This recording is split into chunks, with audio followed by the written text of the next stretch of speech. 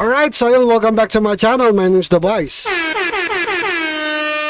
Alright, so ngayon na ulit tayo gagawa ng video reaction. So eto ngayon mga kababayan, mainit na usapin ngayon itong tungkol sa baha. Kamusta yung mga binaha dyan? Yung mga kababayan natin na binabaha at patuloy nyo pa rin binoboto yung mga congressman. Eto, panoorin natin yung siniwalat ni Yorme Isko. Panoorin natin ha. The flood control project done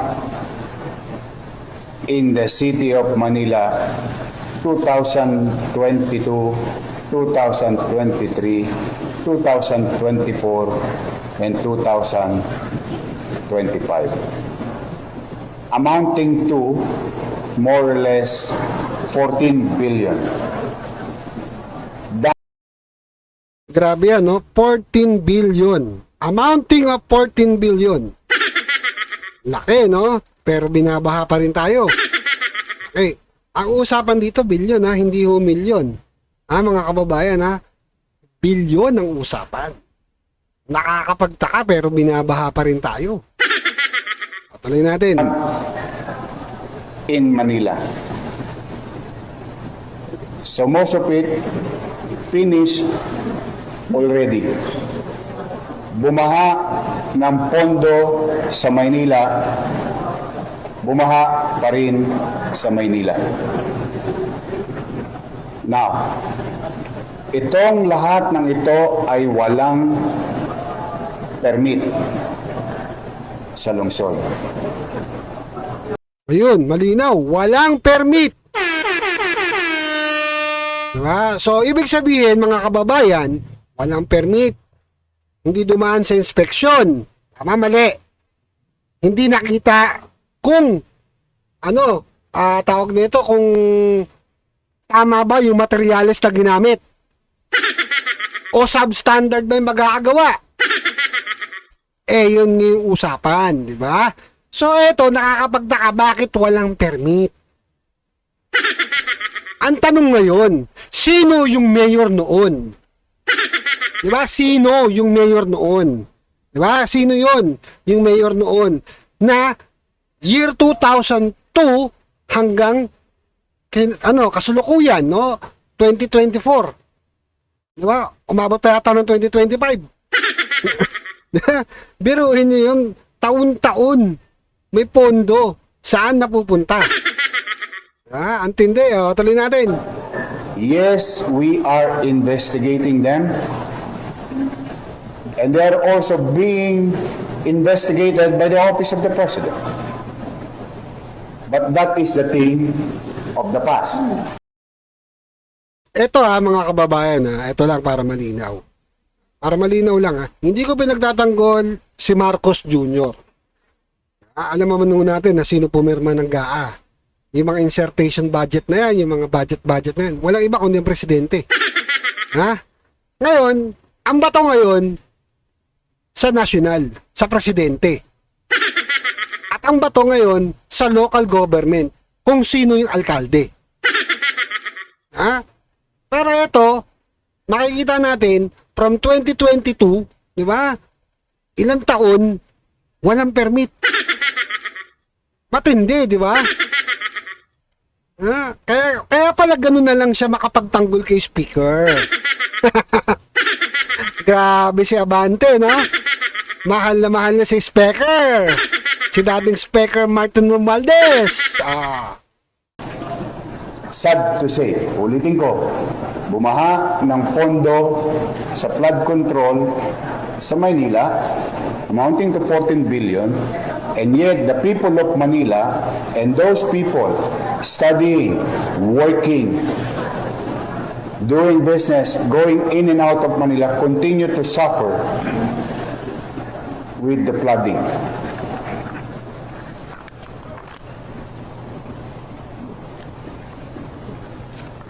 Gusto niyo malaman per district?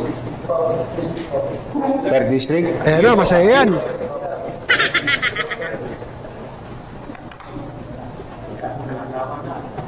Oo, gusto na kayo malaman yan.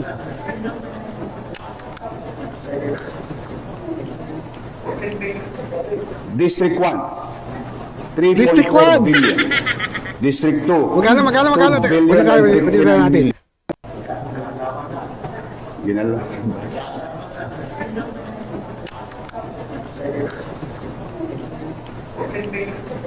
District 1, 3.4 billion. Grabe, 3.4 billion. Palakpakan! Galing! 3.4 billion. District 1, Tondo yan ha, Tondo. Ernix Junicio, mabuhay ka! District 2, 2 billion and 59 million. Oh, yan laki no, District grabe. 3, 4.2 billion. District 4, 1.3 billion. District 5, 1.1 billion. Uy, District 6, 2 billion and 60 million. 2 billion and 60 million. Tapos sa Maynila, sa 5th District ng Manila is 1.1 billion. Remind ko lang po kayo, 1.1 billion. Ang top avenue po ay sakop ng 5th District. 5th District po yan. Kasama dyan ang Roas Boulevard ng Ermita. At kasama ho dyan yung lumalangoy na sasakyan sa Remedios City. Remedios City, sorry. Remedios Street.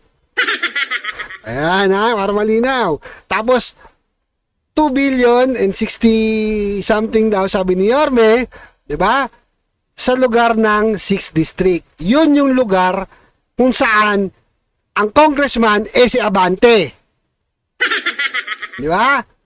At ang baha sa Santa Mesa, doon sa barangay na malapit doon sa may Santa Mesa, yung maraming hotel, di ba? Kung alam niyo yun.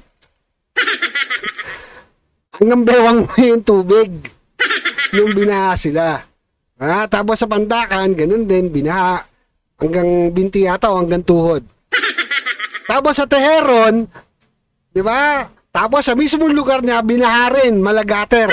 Hanggang gutter, no? Hanggang binti, no?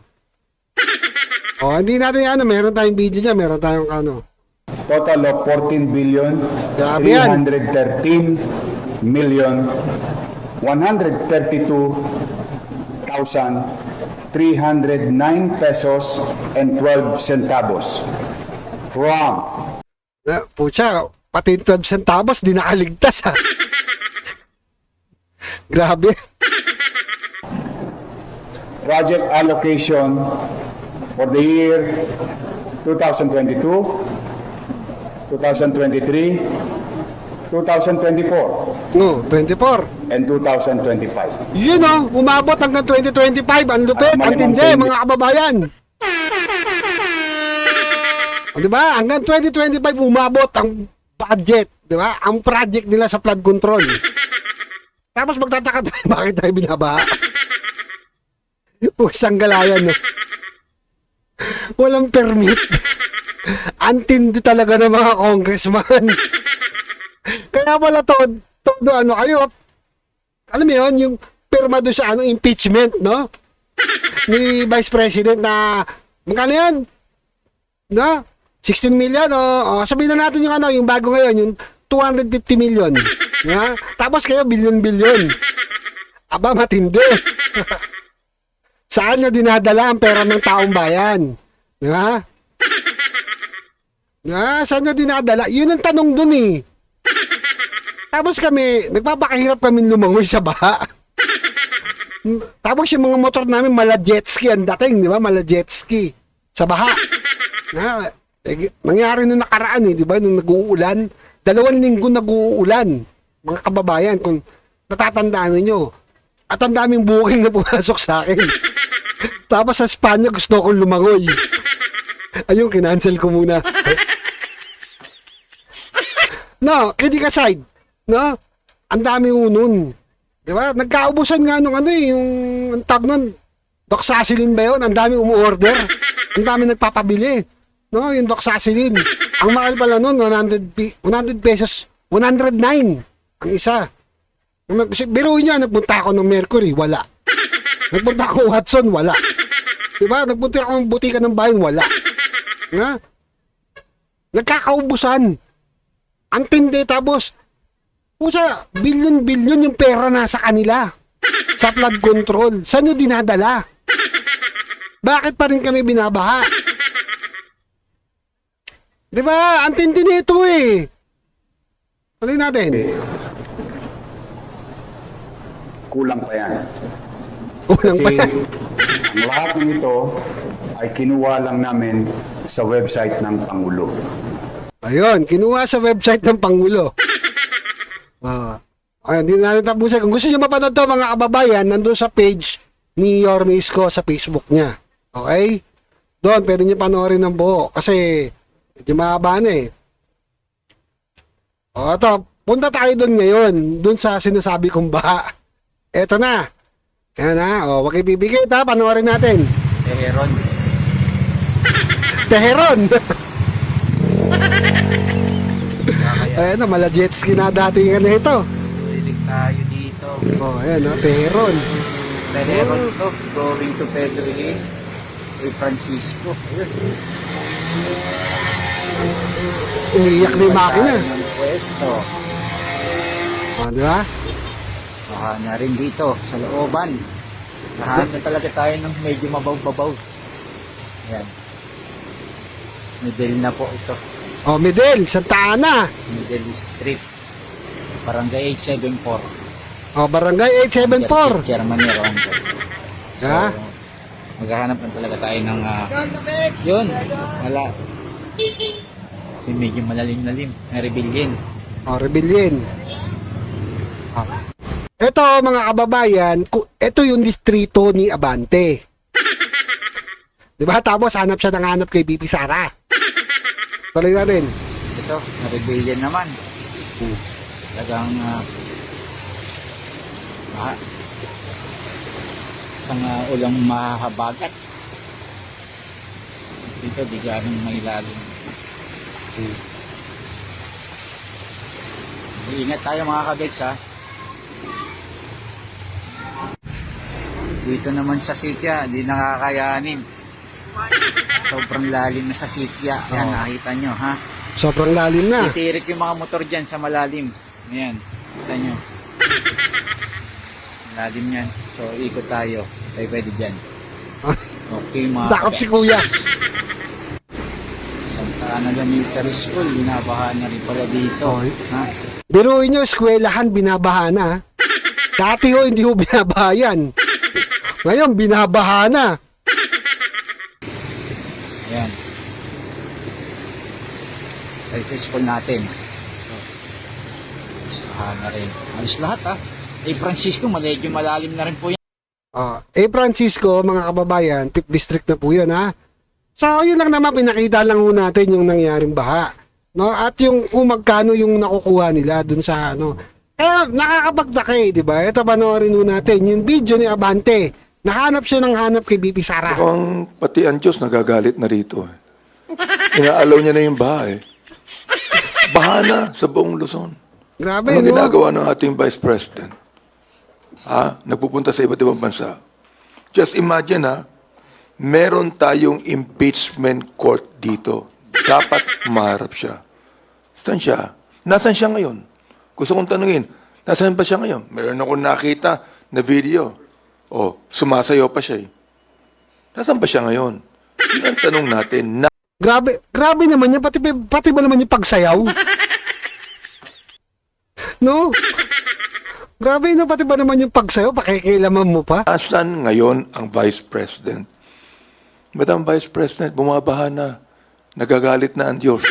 Pati ang taong bayan. Grabe no, sana kilabutan siya sa sinasabi niya, no? Pati ang Diyos, dinadamay niya. Kasi sana, di ba, nakalagay naman sa biblical. Sa Bible. Di ba?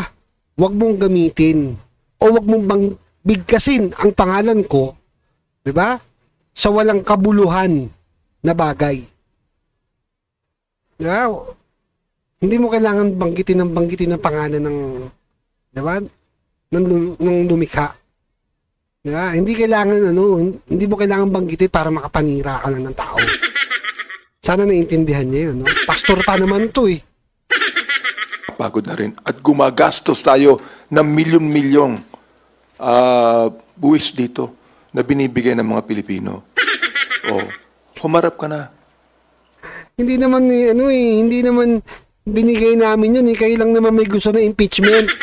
Di ba? Humarap ka na para matapos na ito.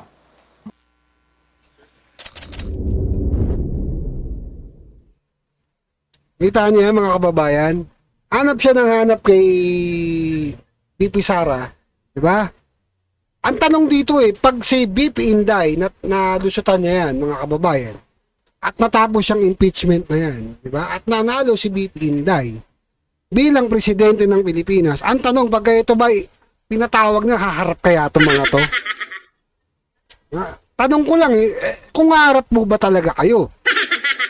Kasi antindi nyo, biruin nyo mga kababayan ha. Ang laki ng budget, 14 billion.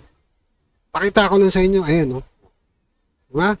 14 billion, binabaha yung yung lugar. Diba? Ayan diba? Wala, biruin nyo, ayan diba?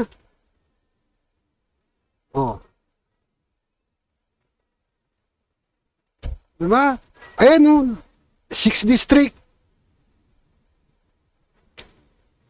Ang laki ng budget. 14 billion. Diba? 325 projects. Yun ang tanong dyan Ayan post lang natin ha. Paano ba? Wait lang ha. Hindi ko ma-post Post lang natin. Ayan Diba? Lakayan natin. Diba? Para makita nyo. Ayan District 1, 3.4 billion.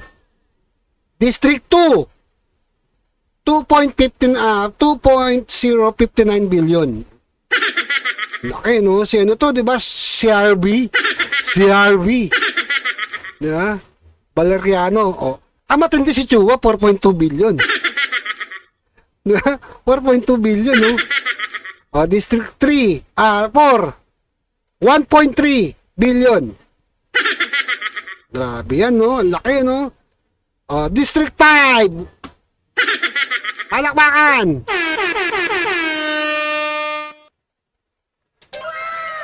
Diba? 1.1 billion. Tapos, ang District 6 ni Abante is 2 billion, diba? 206 billion. Diba? 2.06 billion. Yun yung kay Abante. Diba? Grabe. Alam nyo mga kababayan, hindi biro tong amount na to. Tapos, ang gusto nilang pabagsakin na BP Inday Sara is 250 million. Inaano nila dun sa impeachment. Diba? Malamang may magagalit na naman sa akin nito. Nadamay na naman yung ibang congressman. Amo nyo ba yan? Pasensya kayo kasi ako wala naman akong amo. Wala akong, diba, sisinuhin dito. Diba? Ang akin lang dito, doon tayo sa totoo. May magagalit na naman sa akin nito. Magagalit na naman to, sabihin, ba't dinami mo na naman yung si congressman? Ano namin yan ang problema kasi doon, parang gusto nila, exempted pag yung amo nila. Ano yun? Ganun lang. Exempted, may exemption. Biruin nyo, lalaki ng amount na yan, So, ayun lang mga kababayan, nakakalungkot po talaga, kung tutusin talaga, diba? Ayun, 14.3 billion. Diba? Ang tanong dyan saan nila dinala yung pera? Right, sa'yo lang naman mga kababayan at binigyan lang natin to ng reaction dahil ngayon tayo nakagawa ng video reaction ulit at sana makagawa ulit tayo sa mga susunod na araw pa para naman di ba? Magawa natin yung At ito lang mo masasabi ko, hindi mo tayo gagawa ng video o ulit-ulit ko sinasabi to, hindi mo tayo gagawa ng video na walang basihan at walang pinanggagalingan. No? So, not a fake news tayo kasi yung mga ibang vlogger dyan na nagtataka din ako, biglang dumami yung vlogger na political. Di ba? Siguro, nilalabanan na nila kahit 10,000 isang buwan. Di ba? May pangkain lang ba? Ganun talaga buhay. Ang hirap ng buhay eh. Kaya ang dami biglang dumami mga vlogger na hindi, pera pinta sa pero ang papangit. Ha? Papangit ng mga bagong vlogger ngayon. Hindi lang pangit, wala pa utak. Ha? Ang wala utak, sabi mo, isa nga BIR, di alam eh. Tawag niya sa impeachment. Naging isda ang puta. Alright, so yun lang naman mga kababayan. Ingat kayong lahat at meron tayong maparating na naman na bagyo. At kita-kits tayo sa kalsada at maglalangoy na naman tayo sa baha. Alright.